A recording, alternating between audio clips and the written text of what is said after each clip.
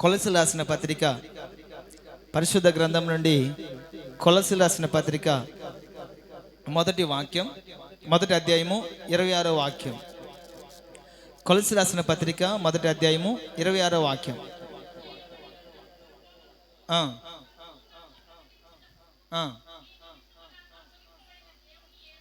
మీ నిమిత్తము నాకు అప్పగించబడిన దేవుని ఏర్పాటు ప్రకారము నేను ఆ సంఘమునకు పరిచారకుడనైతిని. చాలక చదవబడినటువంటి వాక్య భాగములో జీవము కలిగిన దేవుని సంఘములో జనులు ఏ అనుభవాలు కలిగి ఉండాలి అంటే, ఇక్కడ ఒక సేవకుడు మనకు కనపడతారు. ఆ సేవకుడు ఆ సంఘానికి ఏ పాత్ర పోషిస్తున్నాడు, ఆ సేవకుడు ఆ సంఘములో ఏ పని కొనసాగిస్తున్నారు, సంఘములో సేవకుడు కలిగినటువంటి బాధ్యత ఏంటి, ఆ సంఘములో ఆ సేవకుడు నేర్చుకున్న అనుభవం ఏంటి, కలిగి ఉన్న అనుభవం ఏంటి అని ఒకసారి మనం ఆలోచన చేస్తే, పౌలు భక్తుడు అంటారు కదా, మీ నిమిత్తము నాకు అప్పగించబడిన దేవుని ఏర్పాటు ప్రకారము నేను ఆ సంఘమునకు పరిచారకుడనైతిని. Praise the lord.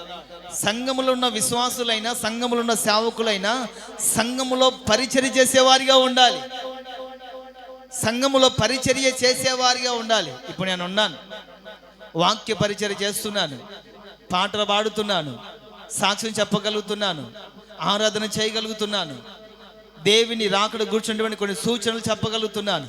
దేవుని ఆత్మ ప్రేరేపణ బట్టి, ఆశ్చర్యకరుడైన దేవుని సహాయాన్ని బట్టి దేవుని పరిచర్యలో పరిచారకునిగా పనిచేస్తూ ఉన్నాను నేను అని మనం చెప్పగలుగుతామా? Praise the lord.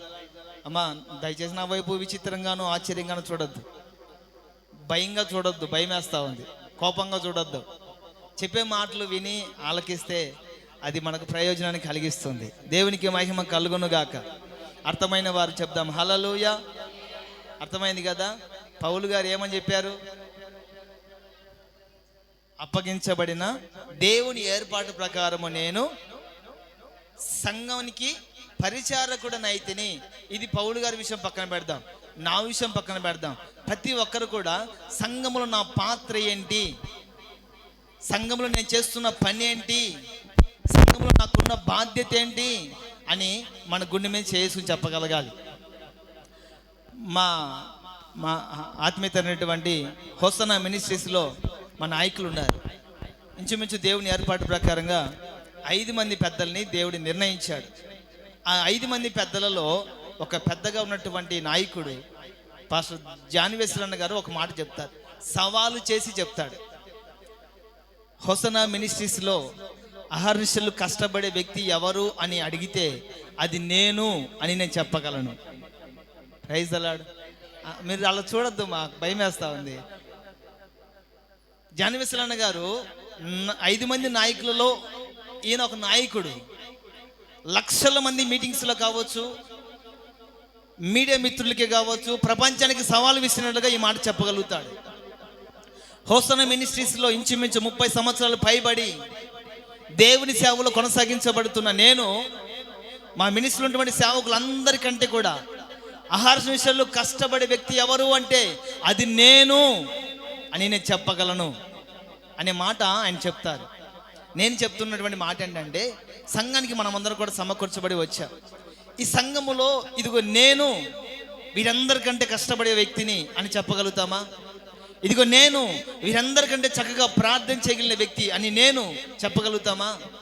అలా చెప్పగలిగే వారిగా మనం ఉంటే మనం ఎవరు అంటే సంఘములో పరిచర్య చేసేవారము. Praise the lord. హల్లెలూయా. ఈ సంఘములో నాకు సహకారిగా ఉన్నటువంటి 2 వ్యక్తులు నేను చెప్తాను. ఎందుకంటే పరిచర్య చేసే వాళ్ళని మనం తప్పకుండా ఒప్పుకోవాలి. రాజు అయినా, ఆకాష్ అయినా, సంశిష్టము. ఇప్పుడు ఒకవేళ మిగతా పిల్లలు ఎవరైనా రావచ్చు, కానీ ఆ బాధ్యత, ఆ పని చేయగలిగిన వాళ్ళు ఎవరు అంటే పలాని వాళ్ళని చెప్పగలచ్చు. ఎందుకంటే ఆ పని వాళ్ళు చేస్తున్నారు కాబట్టి సంఘములో మన పాత్ర ఏంటంటే పరిచర్య చేసే విధంగా మనం ఉండాలి, పరిచర్య చేసే వారిగా మనం ఉండాలి. అది ఏ పరిచర్యనే కావచ్చు.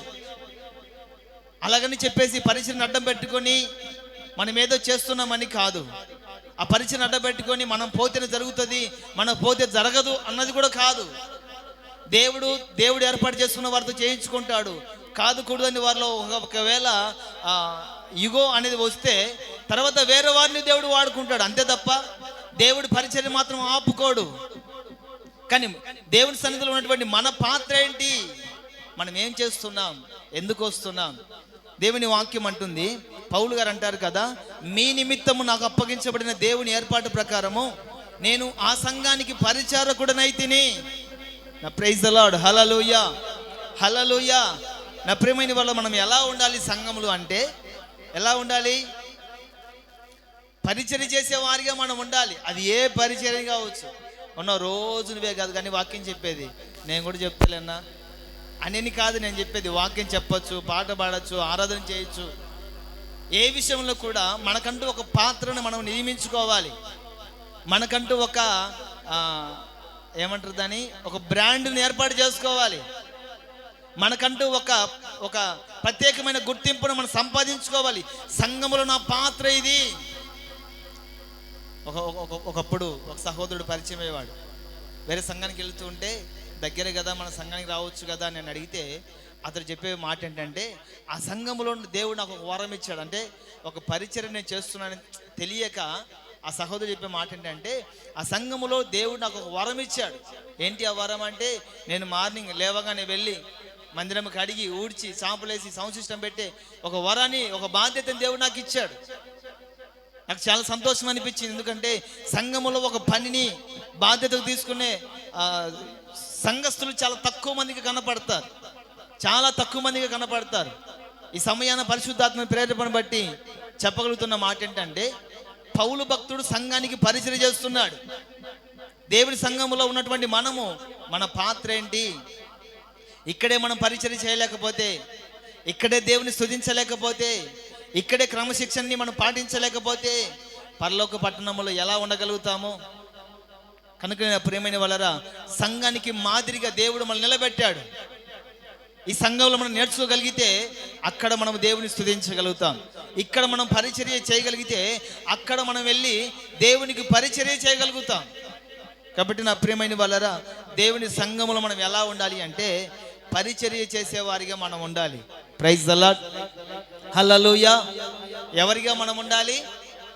పరిచర్య చేసేవారిగా మనం ఉండాలి. మోషేను దేవుడు ఏర్పాటు చేసుకున్నాడు, పౌలు గారి లాగే.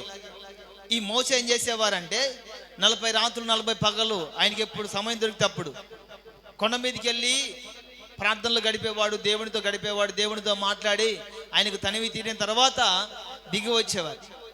మోషే గారు వెళ్ళి కొండ మీదకి నిలిచిన తర్వాత కింద ప్రజల్ని ఎవరు నడిపించాలి? ఆ ప్రజలకు సలహాలు ఎవరు చెప్పాలి? ఆ ప్రజలకు దేవుని మాటలు ఎవరు చెప్పాలి?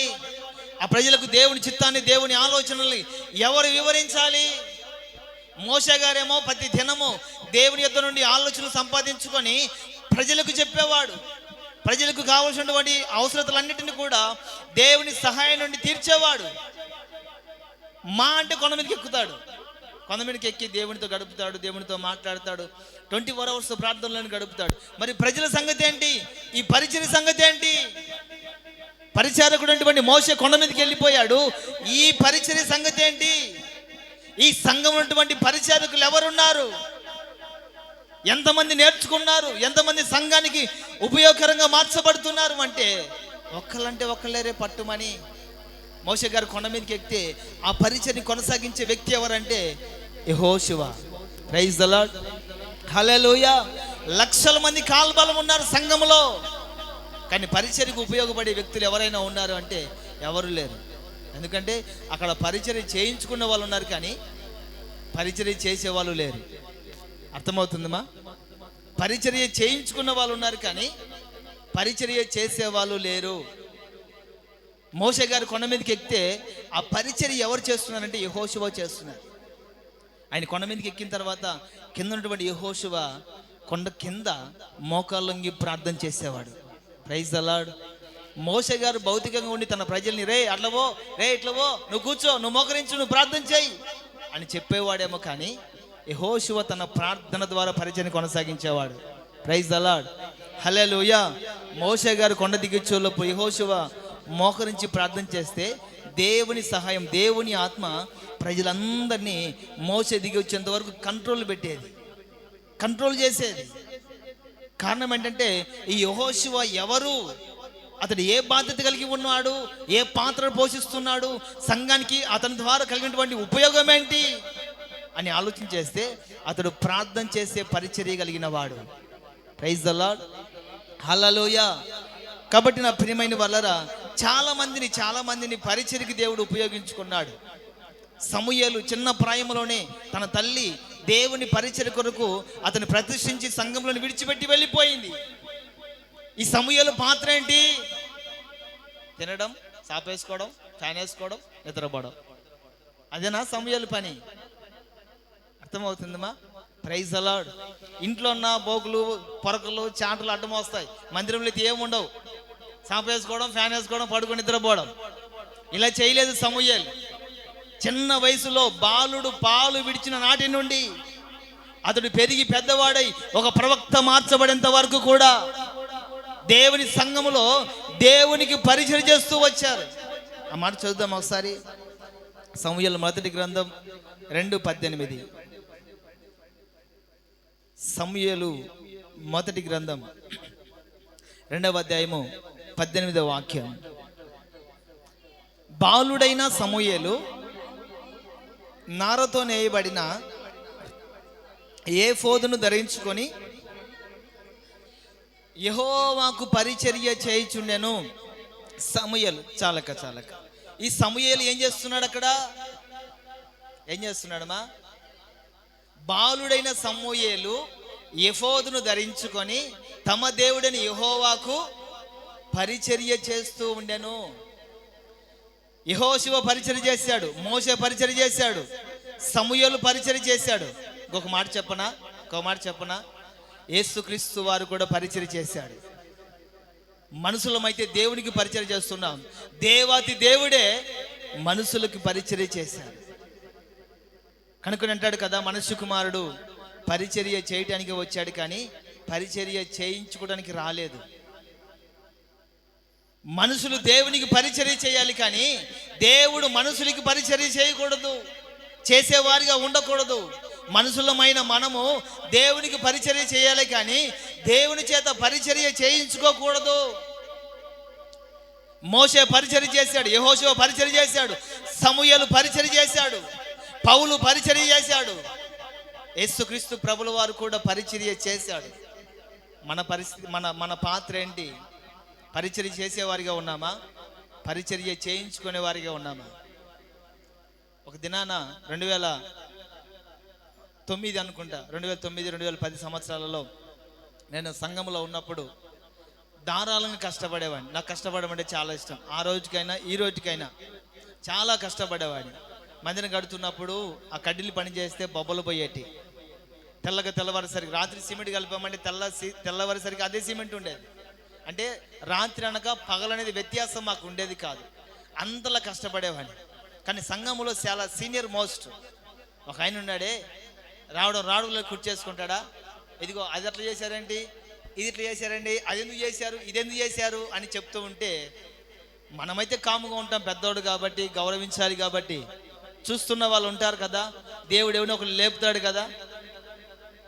సేవకుడు వచ్చి, అన్నా మందిరానికి మీరు ఎన్ని సంవత్సరాలుగా వస్తున్నారు? సీనియర్ మోస్ట్, పునాది ఇక్కడ స్తంభం మేమే స్టార్ట్ చేసాం, మేమే ప్రారంభించాం, హోసన్నా మినిస్ట్రీస్ని ఇక్కడ పరిచయం చేసింది మేమే చెప్పాడు. పలుకుబడి మొత్తం చెప్పాడు. సేవకుడు విన్నాడు. విని, ఈ సంఘములో నీ పాత్ర ఏంటి, ఈ సంఘములో నీకున్న పాత్ర ఏంటి? ఆ వ్యక్తి ధారాళంగా కష్టపడుతున్నాడు. ఆ వ్యక్తితో పాటు కూడా ఒక 4 కష్టపడుతున్నారు. అసలు రాత్రి పగలని వ్యత్యాసం లేకుండా వాళ్ళు కష్టపడుతున్నారు. అది వారి పాత్ర. నీ పాత్ర ఏంటి అని అడిగాడు. ఏంటన్నా అప్పుడప్పుడు వచ్చి సంఘాన్ని చూసుకొని పోతా ఉంటాను. నువ్వేమన్నా సూపర్వైజర్వా, లేకపోతే వర్క్ ఇన్స్పెక్టర్వా, లేకపోతే దేవుడు నీకేమన్నా సంఘాన్ని అప్పగించాడా?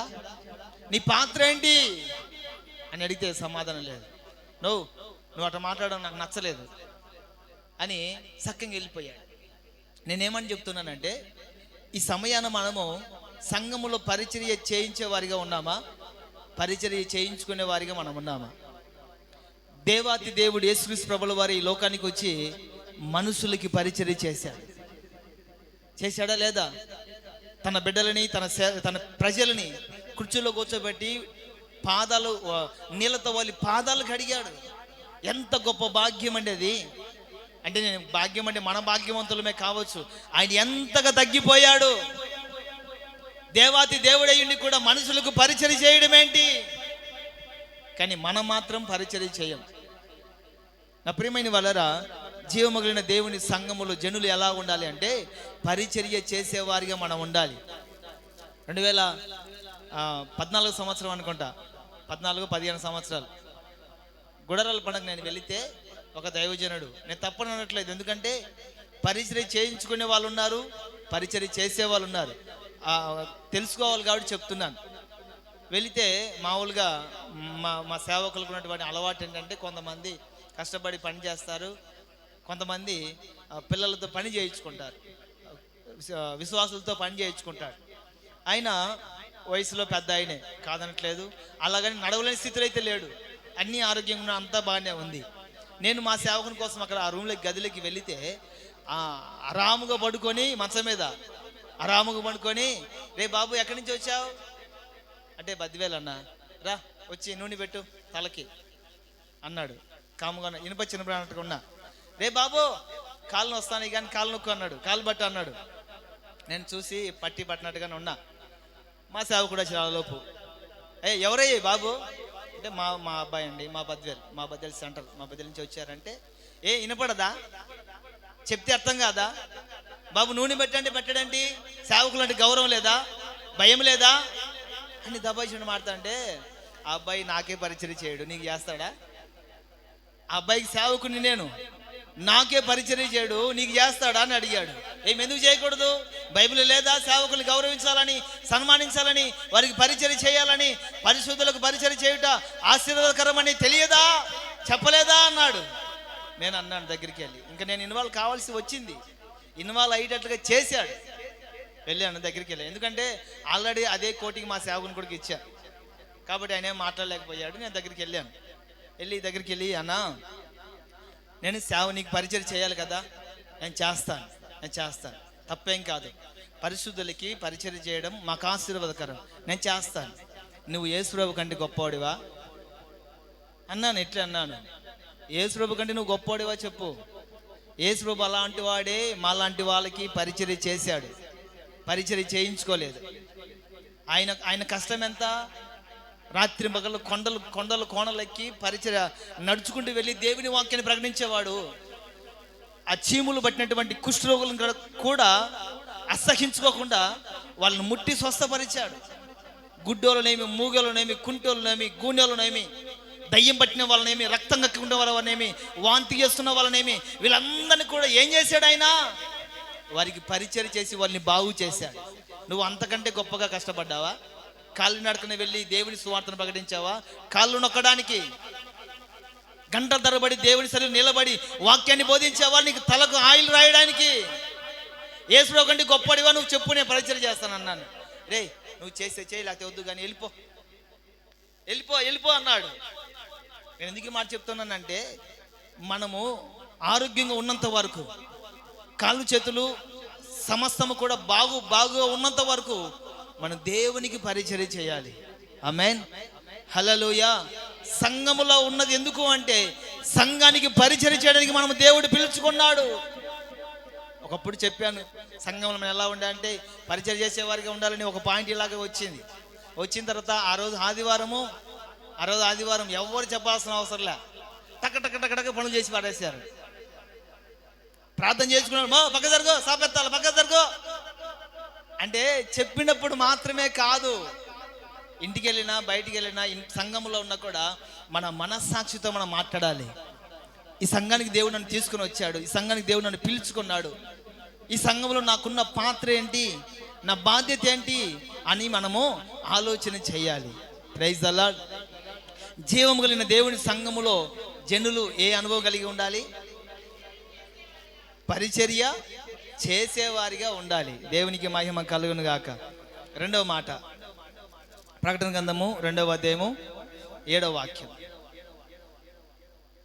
ప్రకటన గ్రంథము 2వ అధ్యాయము 7వ వాక్యం.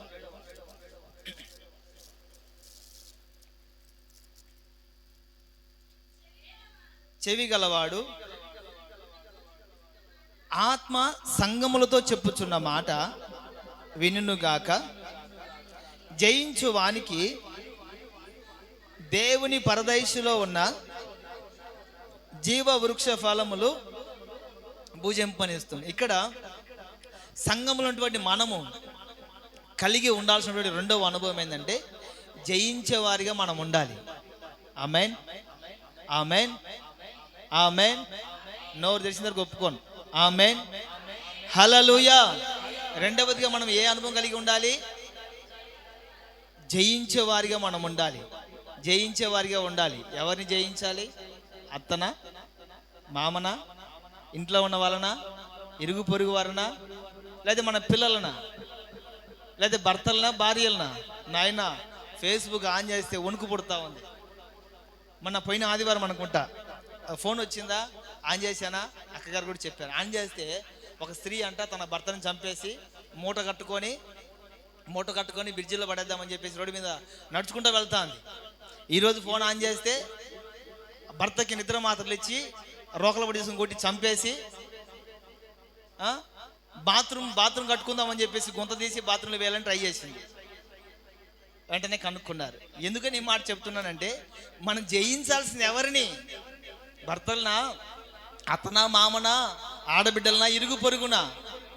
ఎవరిని మనం జయించాలి? సంఘములో మనం ఎలా ఉండాలి? మన పాత్ర ఏంటి? సంఘములో మనము జయించేవారిగా ఉండాలి. దేని జయించాలి అంటే శరీర కోరికలను జయించాలి, తిండిపోతుతనాన్ని జయించాలి, మనలో ఉన్న కోపాన్ని జయించాలి, మనలో ఉన్నటువంటి అసూయని జయించాలి, మనలో ఉన్నటువంటి దేవునికి విరోధమైన ప్రతి కార్యాన్ని కూడా జయించేవారిగా మనం ఉండాలి. Praise the lord. ఈ జయించే వారిని అంట పరదేశులో, దేవుని పరదేశులో జీవ వృక్ష ఫలములను భుజించేటట్లుగా దేవుడు చేస్తాడు. జయించేవారిగా. ఏ రోజున మనకు ఇటు అనుభవాలు ఎదురయ్యాయా?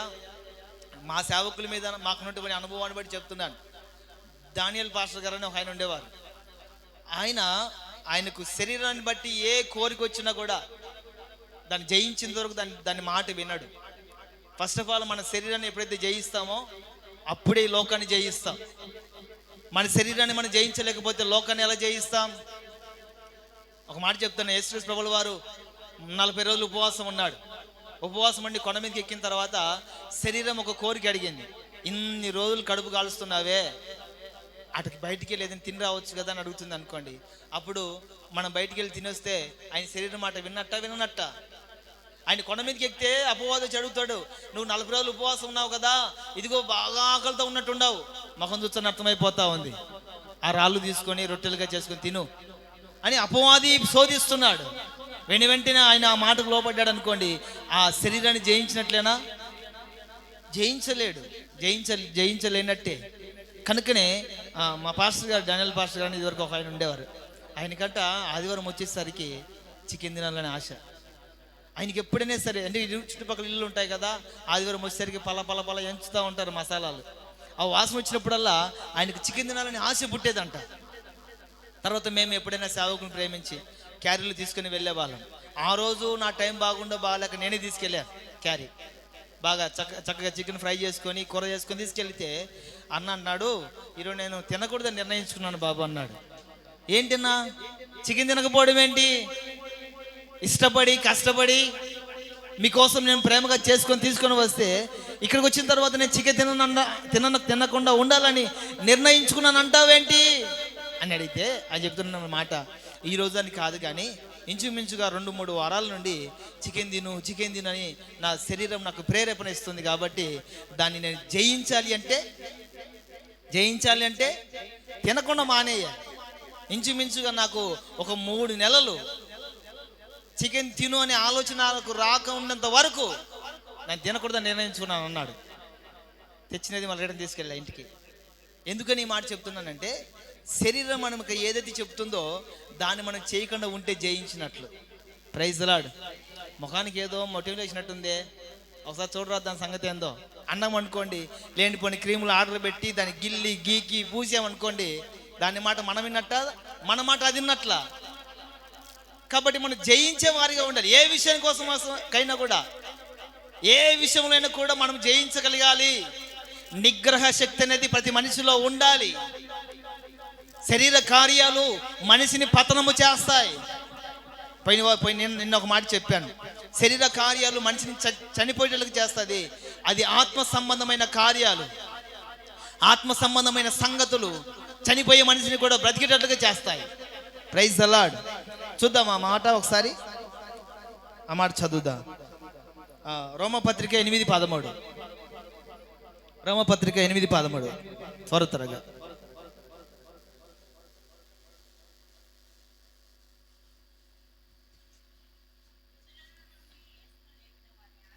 మృతుల్లో నుండి యేసుని లేపిన వాని ఆత్మ మీలో నివసించిన యెడల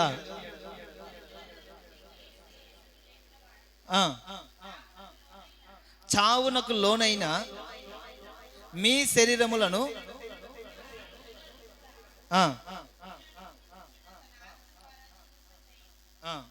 ఇక్కడ శరీరాన్ని బట్టి మనం నడుచుకున్నాం అనుకోండి, చావవలసిన వారమై ఉన్నామని. అదే దేవుని ఆత్మ మనలోకి వచ్చిన తర్వాత చావవలసిన వారు కూడా మరలా బ్రతుకుతారని అక్కడ అర్థం రాయబడి ఉంది.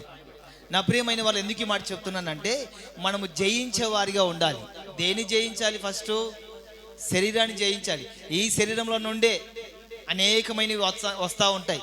ఈ శరీరంలో నుండే కనుకనే పౌలు గారు అంటారు కదా, దినదినము దినదినము దినదినము నేను చనిపోతున్నాను, క్రీస్తు యేసులో నేను బ్రతుకుతున్నాను. ఎందుకు చచ్చిపోవాలి పౌలు గారు?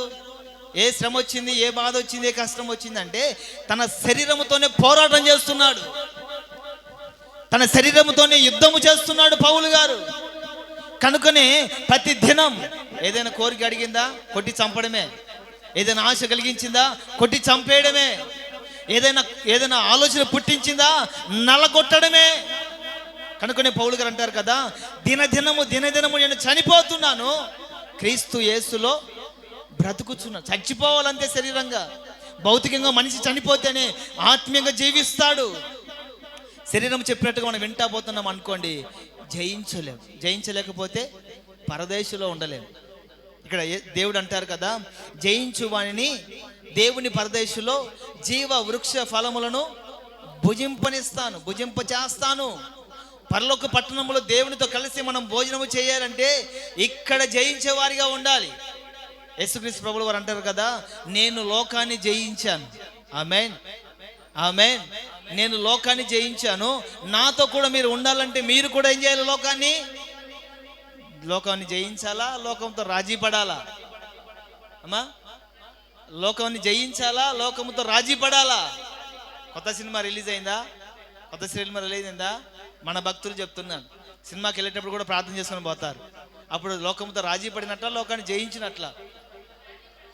ఆదివారం అయినప్పటికీ కూడా ఆరాధన ఎగ్గొట్టి వేరే కార్యక్రమానికి వెళుతూ ప్రార్థన చేసుకొని బయలుదేరి వెళ్తారు. అప్పుడు లోకముతో రాజీ పడినట్ల, లోకాన్ని జయించినట్ల.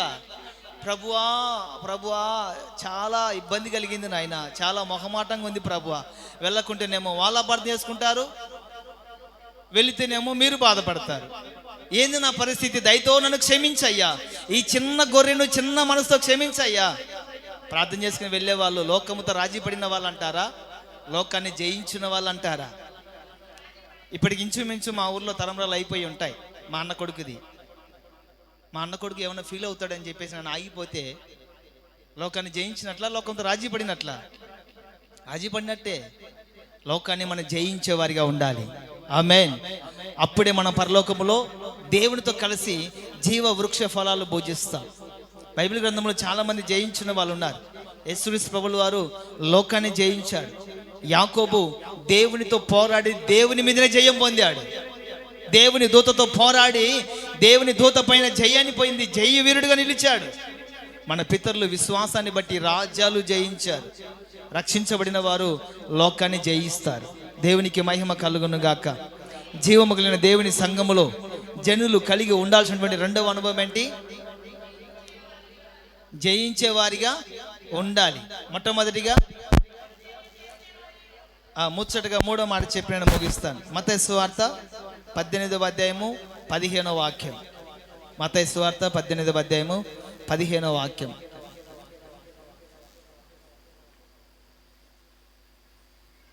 మరియు మీ సహోదరుడు మీ ఎడల తప్పిదము చేసిన ఎడల నీవు పోయి నీవును అతడును ఒంటరిగా నున్నప్పుడు అతనిని గద్దించము. అతడు నీ మాట వినిన ఎడల మీ మాట వినని ఎడల అని ఉంటుంది అక్కడ. ఓకే, వినిన ఎడల నీ మాట విని ఎడల నీ సహోదరుని సంపాదించుకుంటేవి, వినని ఎడల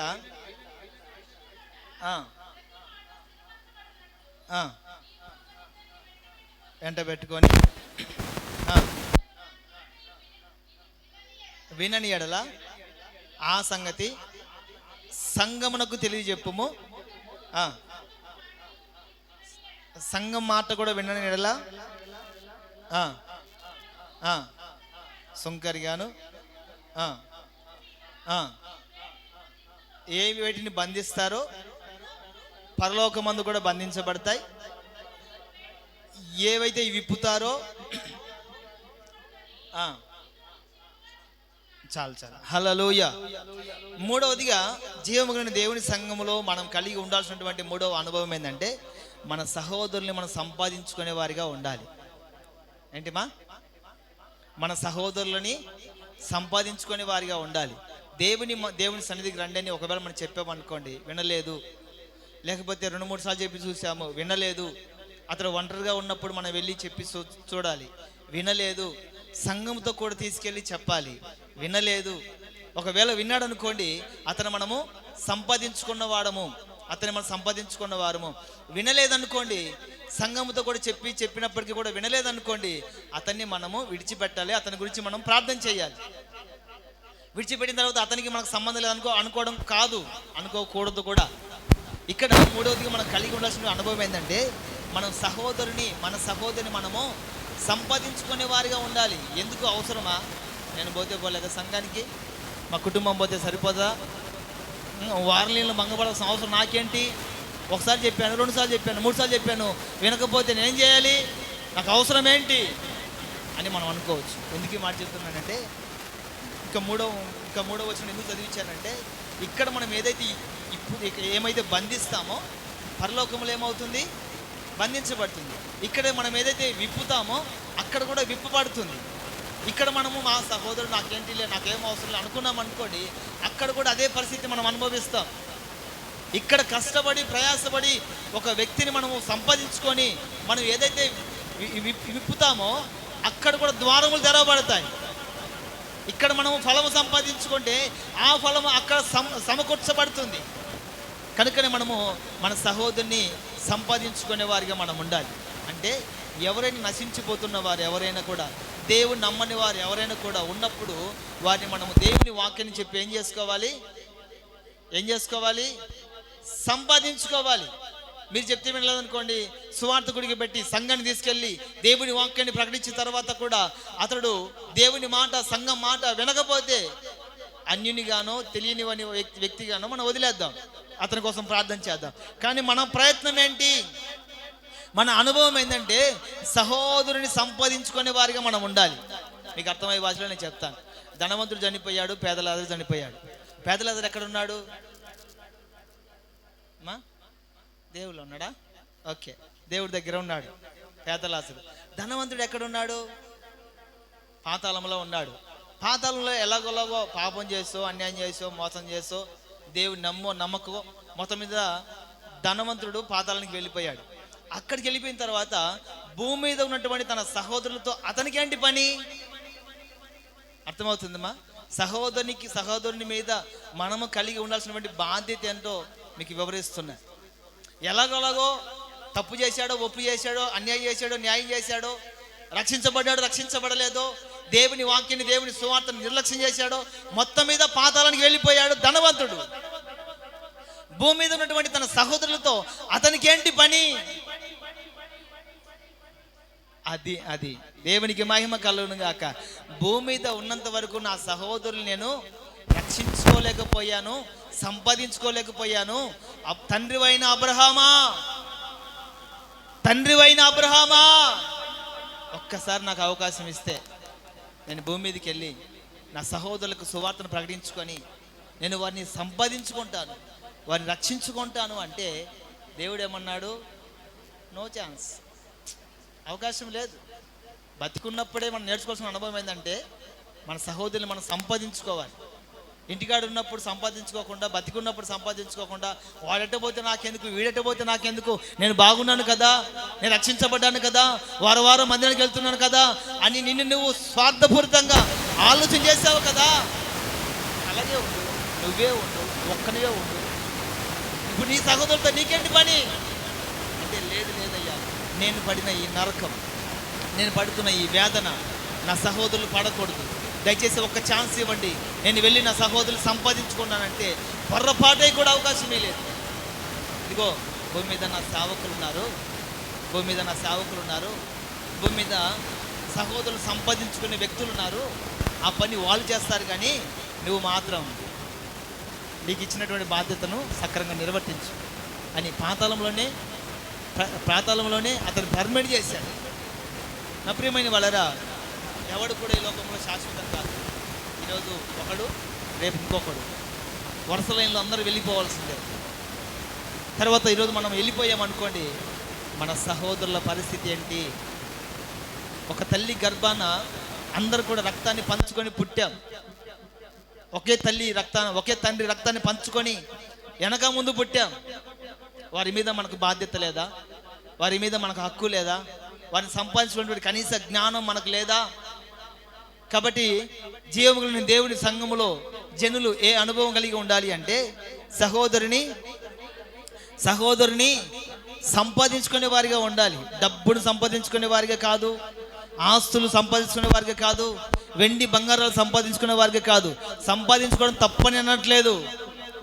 వాటితో పాటు బంగారం కొనుక్కున్నప్పుడు గుర్తుకు రావాలి నా సహోదరుడు, బట్టలు కొనుక్కున్నప్పుడు గుర్తుకు రావాలి నా సహోదరుడు, ఇల్లు కట్టుకున్నప్పుడు గుర్తుకు రావాలి నా సహోదరుడు. వాడిని నేను ఎలాగైనా రక్షించాలి. ఆమేన్, హల్లెలూయా. నాకున్నటువంటి సహోదరులు బట్టి నేను ముగిస్తాను. తెలిస్తే మీరు ఎలా కంగారు పడతారనని ముగిస్తాను. నాకు ఉన్నటువంటి సహోదరులు, నాకు 2 అన్నలు, వారిని బట్టి నేను ఎంతో సంతోషిస్తాను. ఎందుకంటే వాళ్ళు నన్ను రక్షించకపోయినా భౌతికంగా నాకు వాళ్ళు